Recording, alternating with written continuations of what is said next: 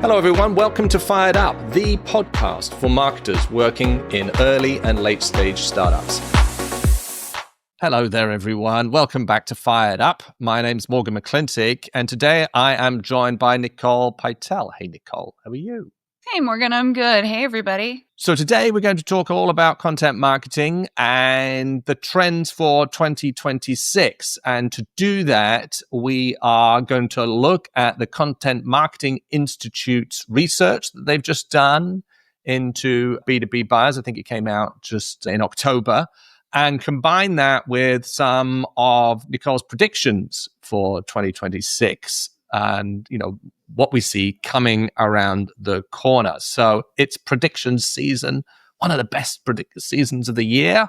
So we want to jump in on that. And we thought the best place to start was within some real data here. And the Content Marketing Institute, I think, has done this for about the last 16 years. It's a great post. They have interviewed 1,015 B2B marketers. 25% of them are in tech, 21% in agencies, 11% in consulting, 9% financial services. So, pretty broad survey. And so we can use this as a great baseline and jumping off point for some discussions today. And I think sort of top of the show here, they felt that content marketers are giving themselves a good score for this year, that content marketers have been doing a little bit better this year compared to last year, right, Nicole? I think we see a little bit of that. And I think, anytime you survey anybody, whether it's content marketers or anybody, they're always going to be a little bit biased in the positive section.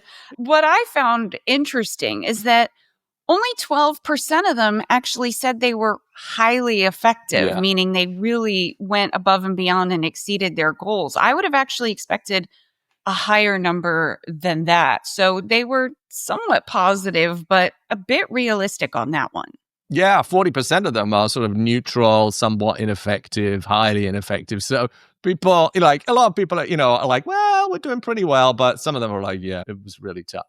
And one of the reasons why the ones that did well felt they did well was due down to the fact that the content that they produced was highly relevant, good quality, okay, fine. And that their team had sort of good skills and up-leveled their skills this year, more than sort of buying in a new AI tool that unlocked some new performance capability. I thought that was good that, people felt, okay, the content I'm producing is sharper, it's more timely, it's more relevant, and my team has just, brought it this year. So we're giving ourselves a good score on that. Yeah, that was a great one because, I was so afraid folks were going to say, well, we incorporated 10 different AI tools and we don't write anything. And so we're doing awesome. And it was definitely the opposite of that. We're talking about, kind of the basics here, like content that's good, like a team that is, experts at what they do, aligning with sales, like things that should be obvious, but can fall by the wayside very quickly. And it ties into a prediction that we've made for 2026 and something that we've been very open about is, we believe that AI enhanced is the way to be. And that means using AI as a partner. The shiny tools are great for what they are currently good at. But, we need humans to be creative. We need humans to be insightful. And so AI can help you do more faster, which is great because we're hearing from clients that efficiency is really going to be a key metric in 2026. So if AI can help you do something faster, but you're still bringing the creativity, that's kind of the best of both worlds. And I think that's probably the measuring stick that content marketers should be going for in 2026. Yeah, I feel like we've reached peak AI in terms of, it can do all these things when it comes to content. And, we were hearing a lot of people say, hey, I'm going to have AI just write all my blog posts and even my website, etc. You've seen, that spate of LinkedIn posts and all remember the AI comments, which have thankfully died down. I think people have taken a step back on that amongst the sea of sameness. They've realized that some of that isn't performing, and we've had some nice crunchy reports and data out that, back that up. So now we're into, as you say, let's use it as a partner. People have gone overboard and they've pulled back a little bit. So we've probably got a better baseline going into 2026 when it comes to AI. as a partner. And when it comes to content strategy, last year, content marketers were like, yeah, we don't have a great strategy. This year, 97% of marketers have said they've got a content strategy and that they've significantly improved it. I remember us talking about this last year and being surprised that so few people had built a strategy. I'm kind of relieved that now they've listened to that and got one. Yeah, no, I'm glad they have a strategy. I would love to see a little bit more about what those strategies are, because I feel like some of them might have just been publish more, get more stuff out into the world. Yeah. And so, I mean, who knows if that's your strategy, but hey, at least they've got one. They've got a North Star. They've got something to kind of keep them on track. Yeah, and technology, 51% that say, technology has helped with that. That 40% say they restructured their team a little bit. 26% say that they've sort of improved their measurement capabilities. So I do think there's been a little bit of sort of dialing in on strategy. So it's good to hear that people are, okay, we're going to have a strategy. We're going to implement the strategy. There are still some challenges, though, out there. What does the data say about this? I think this is worth unpacking. Yeah, there were some big challenges noted in this study. 40% say creating content that actually creates a desired action, like getting people to convert. That's a major challenge. That's a huge number of people that are struggling to create conversions. We saw another 39% say, the resources are just making things tough. They don't have enough time. They don't have enough people. They don't have enough budget. And then a third of them said a big challenge is measuring the effectiveness of their content. And that's a huge, huge part of the strategy, because you can have a strategy and walk into 2026 all day long with a strategy of what you're going to try and do. But if you don't have a way to frequently see, is this working, or do we need to pivot? Is there something we need to optimize? Then your strategy isn't worth very much. It might work, it might not. It becomes kind of a crapshoot. Yeah, and I was surprised by this because, look, 40% of content marketers struggle to create content that prompts some kind of desired action. Okay, we've all been there, the way you're like, okay, this asset is going to really convert well. People are going to love this blog post. People are going to engage with this social media one, this other one. And you publish it and it just doesn't hit, even though, this is gold here, people, and you're missing out. And then you do the other quick post, and that's the one that everybody replies to and engages with. I think there's a certain amount of karma involved in all that. That sort of, if you do enough, it sort of works its way out in the end. But, it is definitely a problem trying to really get inside the head of your buyer and understand really what they want and what's going to hit at that time. And you've got to say it first before your competitor does, because they've stopped. There's a timing issue to it. So that part, I think we're always going to struggle with, am I getting the responses that I want from this, however much effort you put into it? Because there's an element of timing and luck and about that. And we're always going to be working on that. Resource constraints, sure. We all need more time, more people, more money. I think that's going to be perennial. But measuring effectiveness, a third of content marketers struggle with that.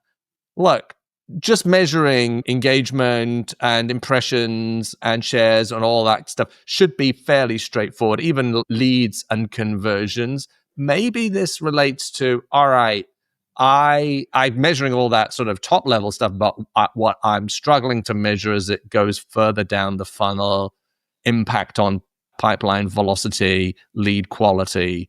Maybe this is talking to that challenge, which I think every channel faces. It could be paid, it could be organic search, etc. But at the front end, this stuff should really be a solved problem, don't you think?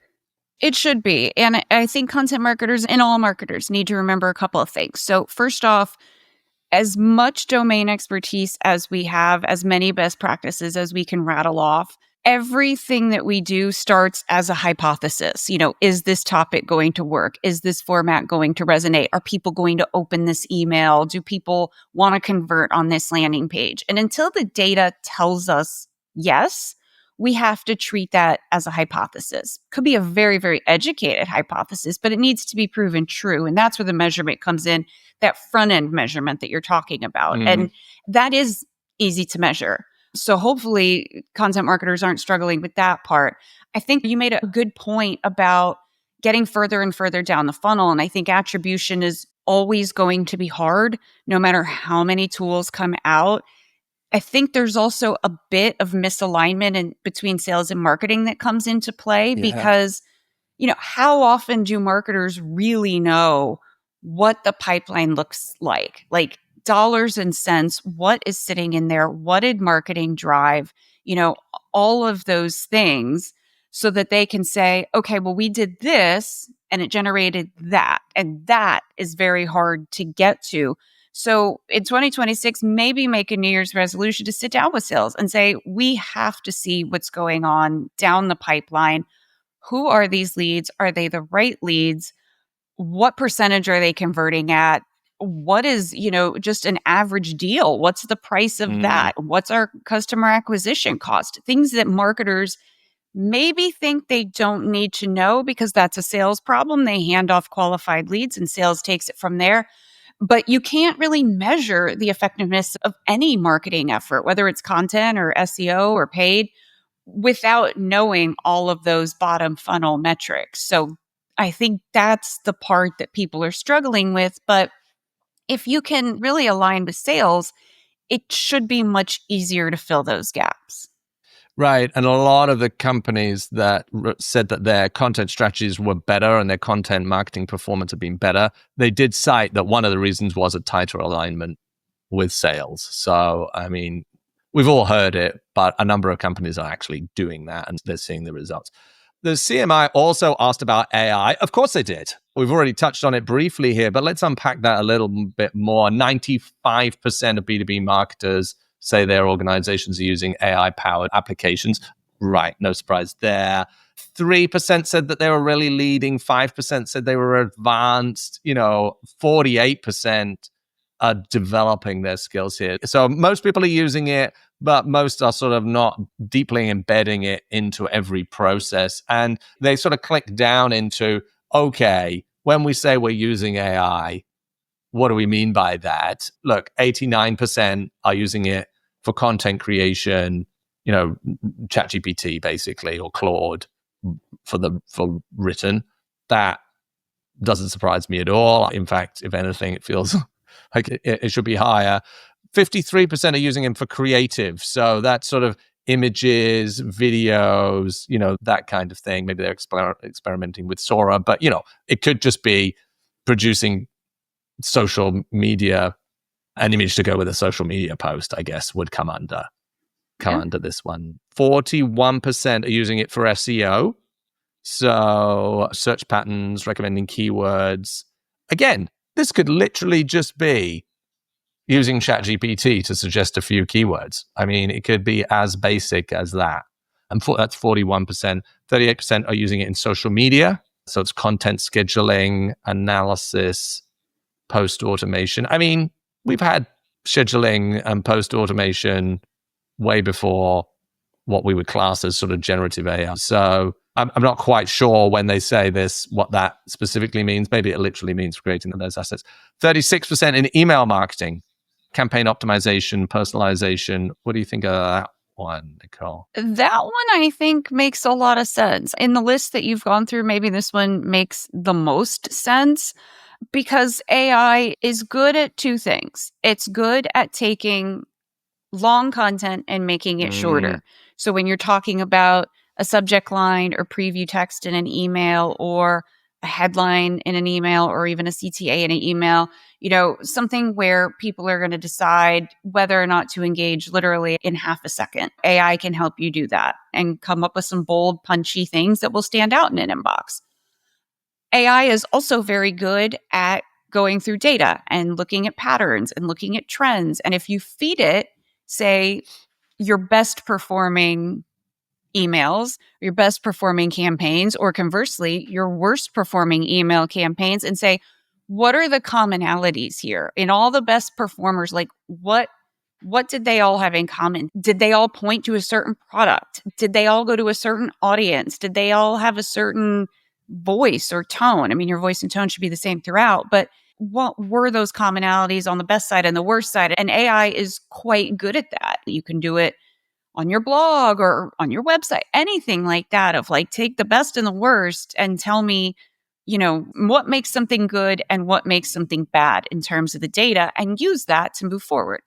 35% are using it for market research or using insight tools for analyzing trends, looking at consumer behavior, customer sentiment. I like it, even from something like ChatGPT, from loading in your ICPs, helping it build your ICPs, comparing that to, say, you're writing a blog post with my ICP like this, what messages are we missing? This is a very basic sort of usage of that, but I think it's great for that. I think we'll see a lot more use of AI in market research, these AI moderated research, like our clients at Outset, right? You can load up your panel with all your questions, have AI ask the panel the questions. It turns out that sort of AI moderated interviews, people really open up when it's not another person about a particular topic, and it'll guide, and you can get the AI to dig deep on particular themes. And so you can combine that scale with the scale of a quantitative survey with the detail of a qualitative survey. And that gives you quite quickly some great data that you can then build your marketing programs from, or impact your input to your product development. So I think the cost is a factor here, clearly. But I do think the ability to run quite quick surveys and get some snapshot. You could even use the surveys to then create other content, right? Rather than to sort of validate your strategy. This, I think, is probably going to open up a little bit more. So I wouldn't be surprised if they ran this survey again next year, that this 35% wouldn't be a little bit higher, because there's some exciting things happening in this space. I totally agree. The opportunity is there. It doesn't have to cost a fortune. So it really is pretty much open to everyone. And even if you don't use a formalized AI moderated interview platform, you can still use AI for simpler things like, hey, what are the latest trends in this industry? Or what are consumers looking for in that industry? Or what is really annoying consumers in this vertical over here? And AI can, if you ask it for the source data and solid sources, we don't want to go to like bobsurvey.com or whatever and find something there. But, look through the Forresters or the Gartners or the McKinseys, the ones that are really digging into this type of thing. And it can help you surface that as well if something like an AI moderated interview just isn't in the cards yet. Right. 28% of the respondents said that they were using AI in conversational tools. This is sort of chatbots and virtual assistants.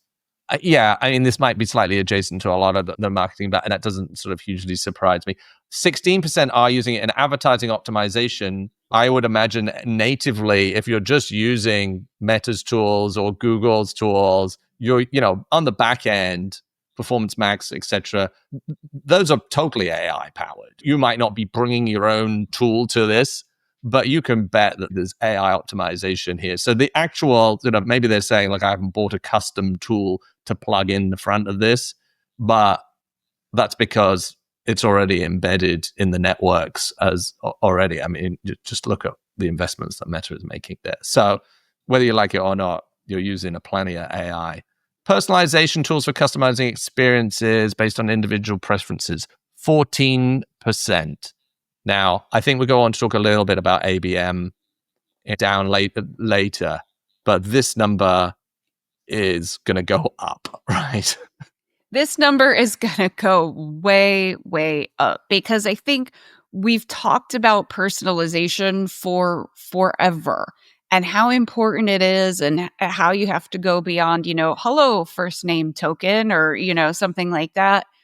But I think the challenge has always been, well, how do we do that? Unless we're some giant enterprise with fancy tools, like, how do we do a choose your own adventure campaign? Like, how do we do these things? How do we send the right email to the right person at the same time, beyond just a basic segment of what's possible in HubSpot or Marketo? And so I think this is going to go way, way up.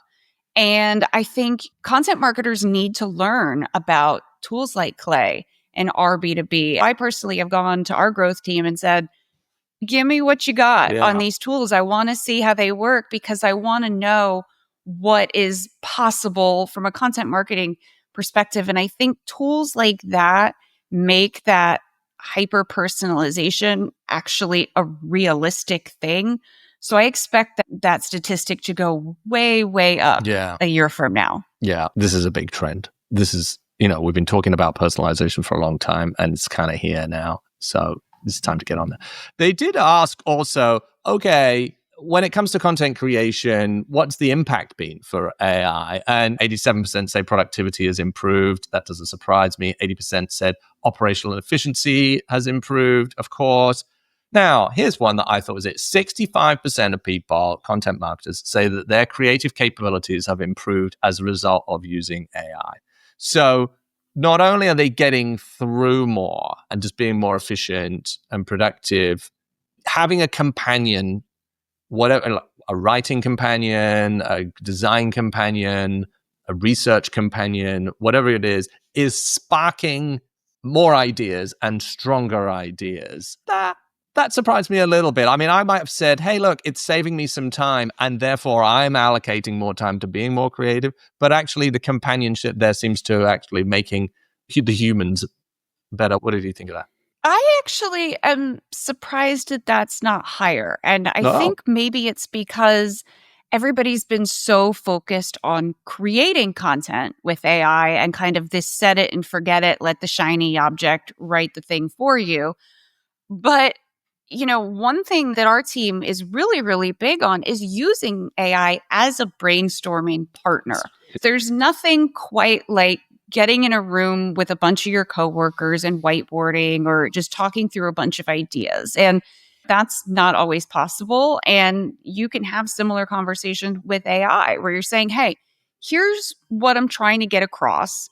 Help me come up with a headline for a landing page or a creative campaign idea, and it will help you iterate on things. And would you have gotten there on your own? Maybe eventually.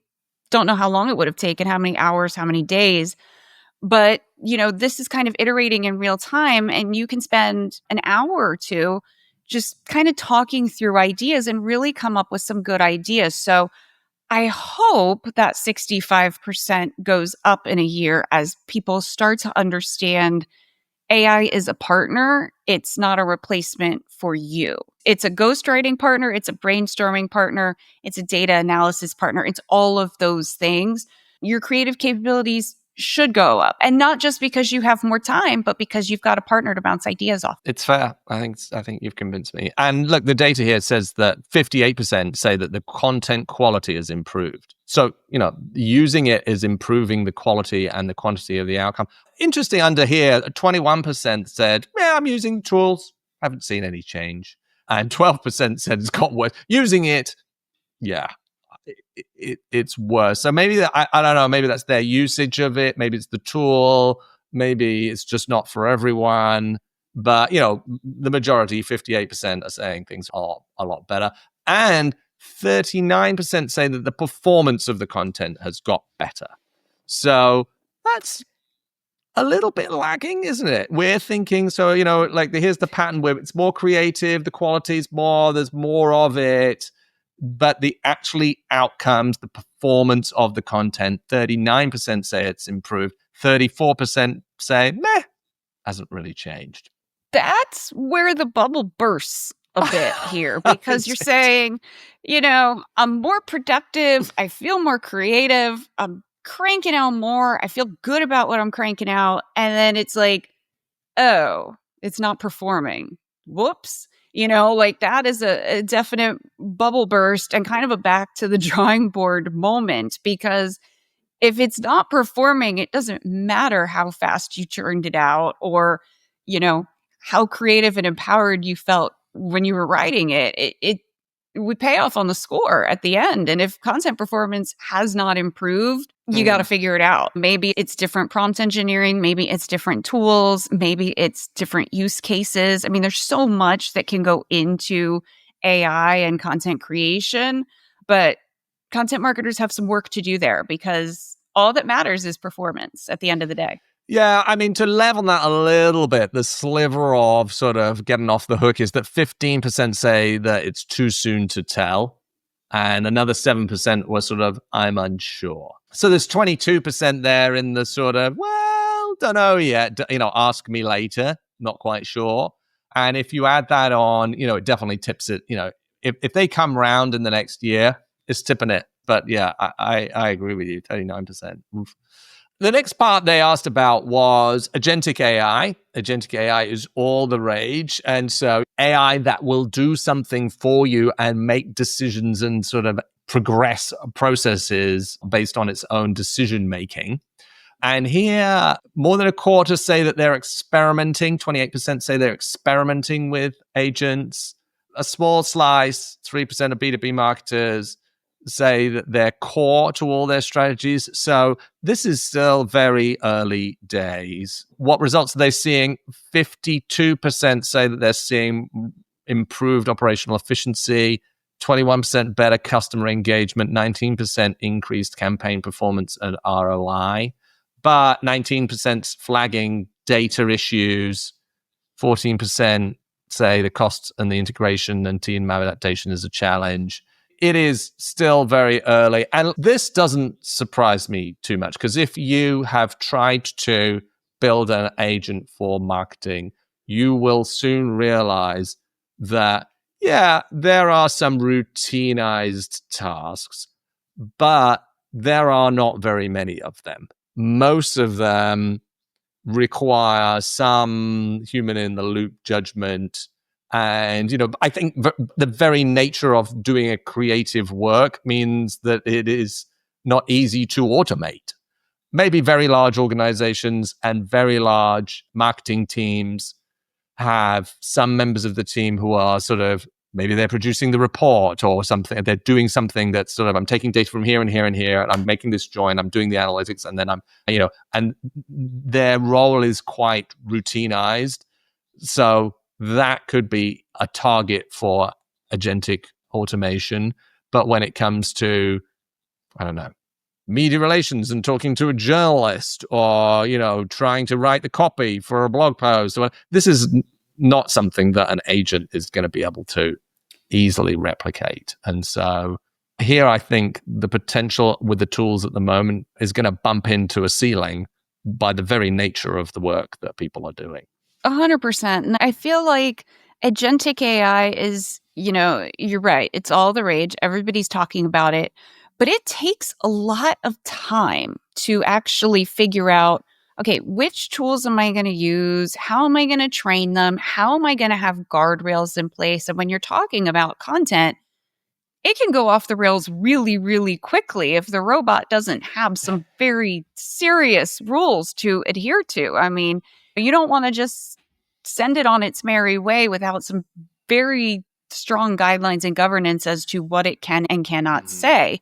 So, you see a lot of LinkedIn posts where people talk about agentic AI and it's this magic bullet. It's like a bag of magic beans that arrived and here it is and it's great.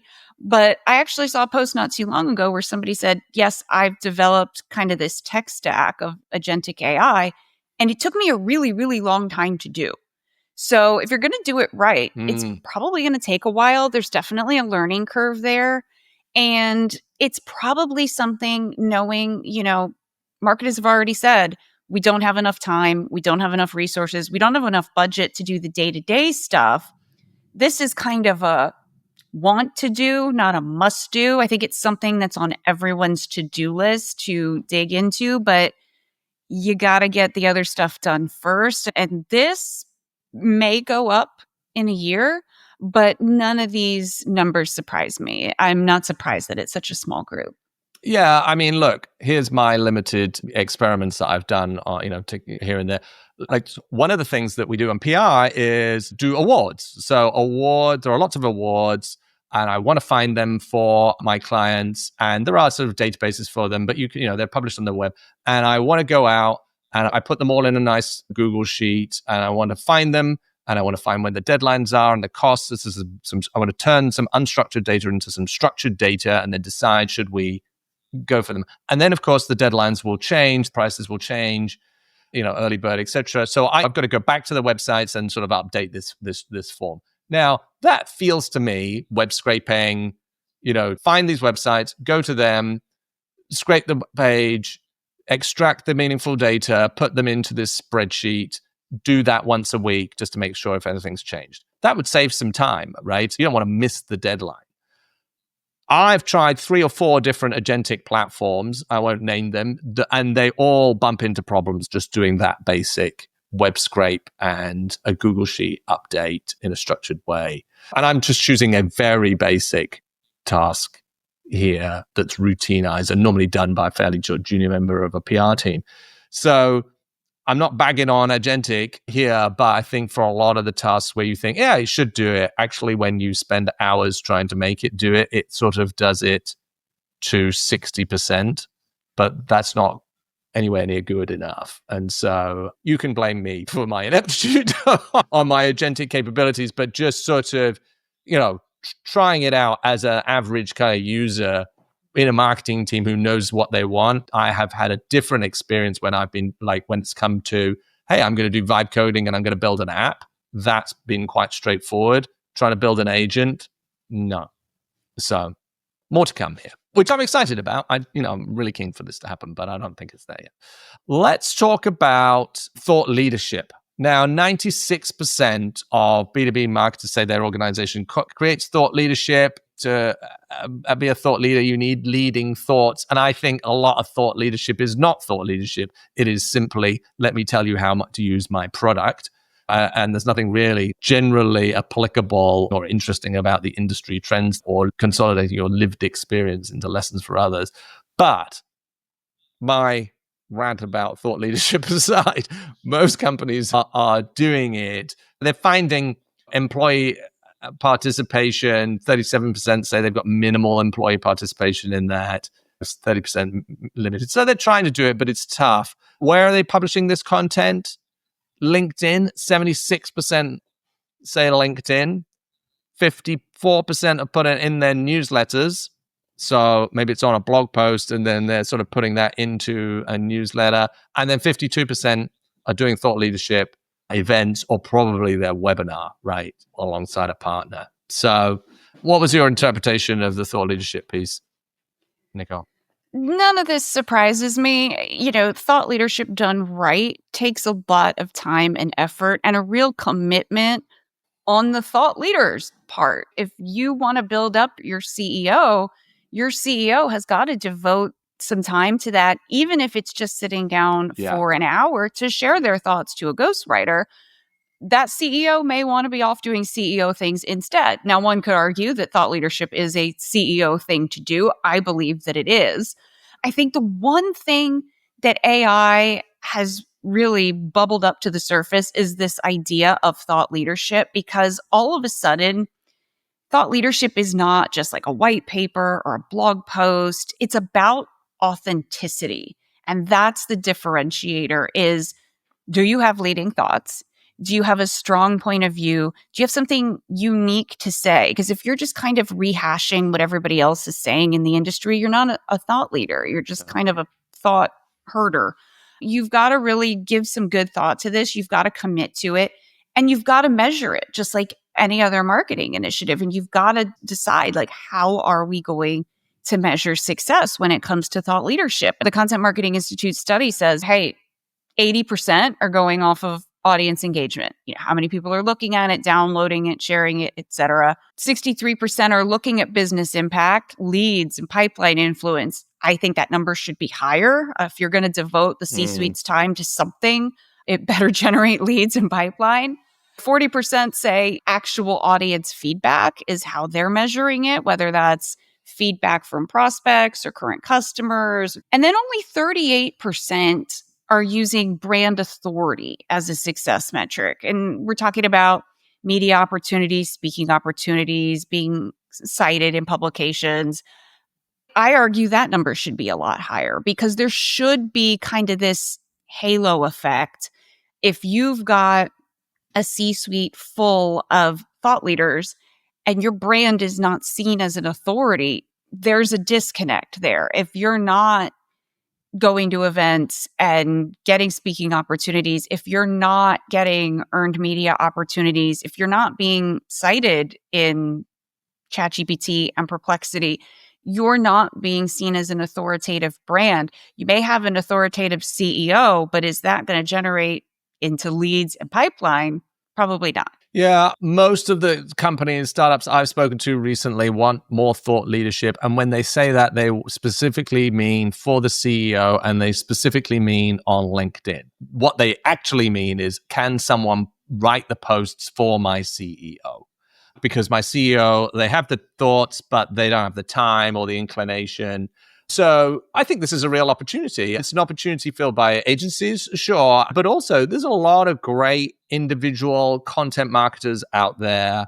Maybe they are fractional role in some who can do this and are filling the void. And so I am seeing I'm seeing sort of individuals dedicate time for the CEO just to write their LinkedIn posts for the week, a couple of short ones and one big, long, thinky one, and then flag a few topics to comment on. This time last year, we weren't seeing that as much. And so for content marketers, I do think, looking for a new avenue in, this is a good hole to plug. And so that has evolved. How long it will last, because everyone's doing it and it's not a differentiator anymore. And, if you really want to be thought leadership, you got to do podcasts and bylines and speaker opportunities. And maybe you do your own podcast. And there's just so much more to it than LinkedIn posting. The LinkedIn posting thing is the bit that sort of the checkbox at the moment. And so we're seeing brands engage, basically individuals, to do that, which I think is pretty good. And we're aligning with that because there's a lot more that goes into it.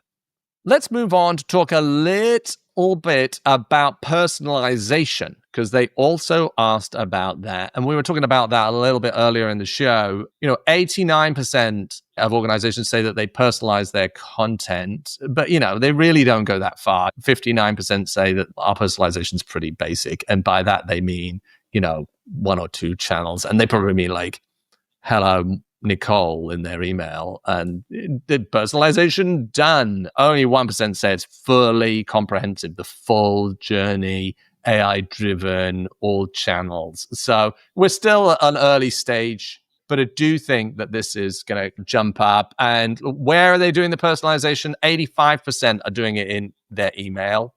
I mean, we've had that for decades. So if you're not doing that, then you're way behind. But I do think that could become more nuanced. Like, when it comes to nurtures, you could have AI generated content based on, hey, look, this is the person's just come in for this lead. They've converted. You would normally put them into some kind of nurture flow. That nurture flow could be much more personalized. Once you've enriched that lead, you realize that they're in a particular vertical, you get the AI to drop in the case studies and talk about the case studies for that vertical that you've got, and use particular language that vertical has, for example. I think that's where that piece is going, more than just sort of personalizing the email blasts that you have.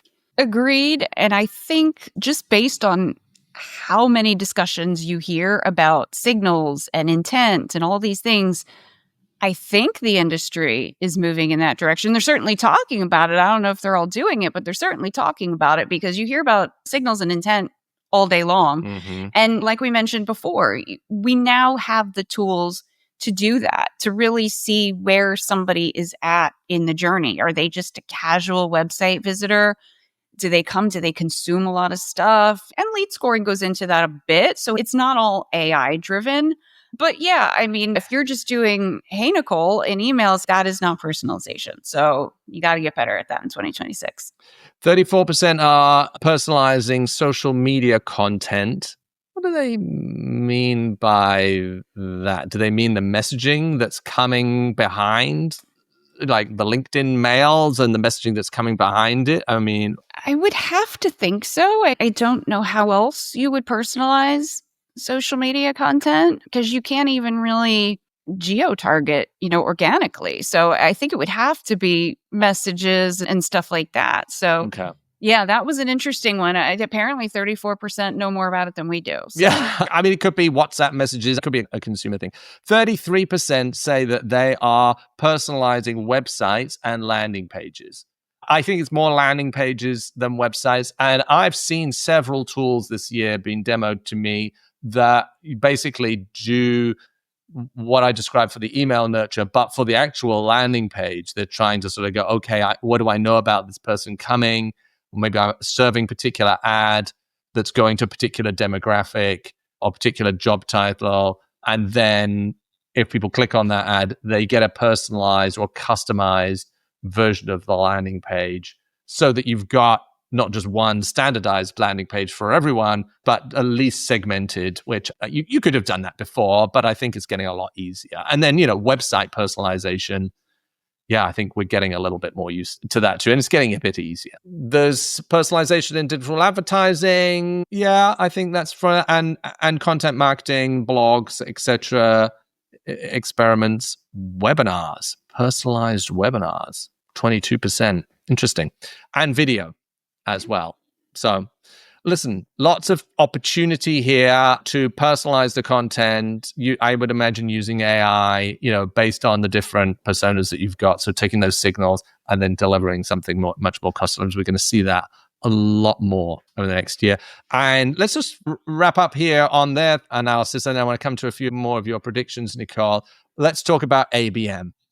Well, they talk about ABM and ABX. So ABM, a targeted strategy that aligns with marketing and sales to create personalized experiences for specific high-value accounts rather than broader segment. And ABX, if you're not familiar, is a similar strategy but goes to a sort of smaller set of those accounts, ones with spiking interest or intent, and sort of personalizes it there. So, ABX is adding in intent signals, if you like. And according to their research, 19% of companies are already using ABM and ABX, and 30% are using ABM.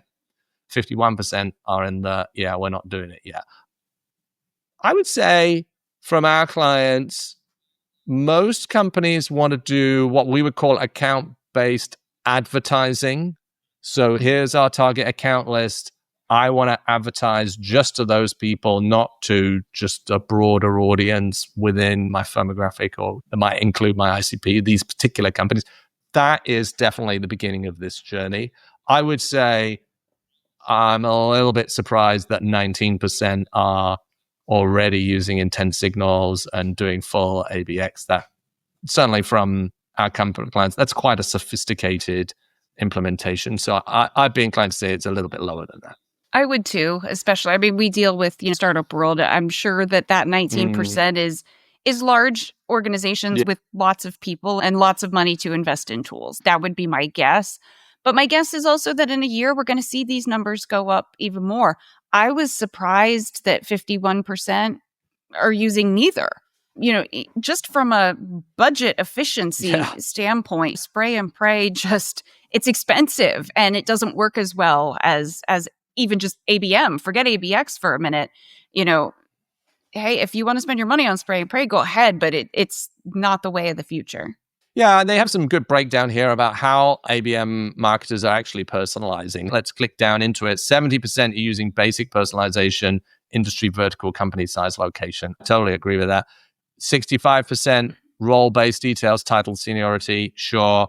40% based on account specifics, so some custom content for their priority accounts. 33% buyer stage, engagement level. 26% behavioral signals, which is website activity. 5% are using advanced personalization, which is preferences and specific tech stack. Targeting is actually quite high within a certain quadrant of our clients because, hey, if they're using this, they're using Kafka, this is something I totally want to go after them. And only 2% are using AI-driven personalization, dynamic content in real time, which is what I was talking about earlier. So, a number of these are pretty basic targeting heuristics, I would say, and probably not specific to ABM. They're just best practices when it comes to generalized advertising.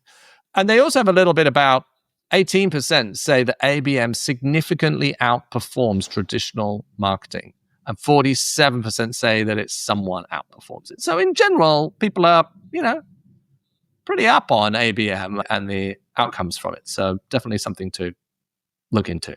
Actually, there is one more section here I want to just quickly touch on before we come to your predictions, Nicole, and that is AI investments. I think this is worth unpacking.